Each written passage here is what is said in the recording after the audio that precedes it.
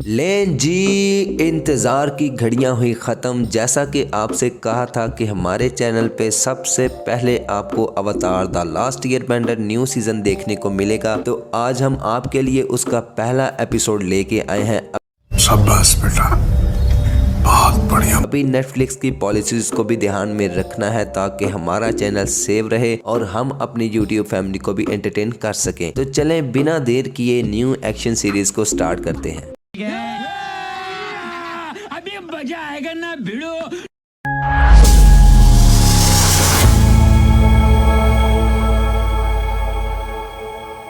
अवतार कहानी के शुरू में हम अर्थ बेंडर के एक आदमी को भागते हुए देखते हैं जो फायर बेंडर की कोई खुफिया चीज चुरा के भागता है। वो अपने दोस्त को वो चीज दे देता है और भगा देता है और खुद को फायर बेंडर के हवाले कर देता है। फायर नेशन का राजा एयर नेशन के हर फर्द को मारने का हुक्म देता है क्योंकि वो अवतार को मारना चाहता है। फिर हम एयर नेशन के गांव को देखते हैं जिन्हें ये पता नहीं होता कि फायर नेशन का राजा उन पे हमला करने वाला है। हम उस कहानी के हीरो एंग को देखते हैं जिसको उसका गुरु बुला रहा होता है और वो हवा में झूले झूल रहा होता है। ये 12 साल का छोटा बच्चा होता है जिसे आने वाली मुसीबत का अंदाजा भी नहीं होता। उसका गुरु से कहता है कि बंदा बन के ट्रेनिंग करया कर, नहीं ते झूले ही लेंदा रहेगा। फिर हम हवा में उड़ती हुई गाय देखते हैं, बड़ी बड़ी। एंग उन्हें देख के बहुत खुश होता है। तभी गुरु के पास एक आदमी आता है जो उसे कहता है कि एंग को बताना पड़ेगा कि वो अवतार है, लेकिन गुरु उसे बताने से मना करता है। पर वो आदमी गुरु को कहता है कि उन्हें पंचायत में बात करनी चाहिए। पंचायत भी गुरु को यही कहती है कि एंग को ये सब बताना पड़ेगा क्योंकि फायर नेशन वाले अर्थ नेशन पर हमला करने वाले हैं, तो कहीं देर ना हो जाए, इसलिए एंग को जल्दी अवतार की स्किल सीखनी होगी। गुरु एंग को बताता है कि वो एक अवतार है और उसे अपनी जिम्मेदारी समझनी होगी और अवतार बनने के लिए उसे और भी बहुत कुछ सीखना होगा। पर एंग ये सब नहीं चाहता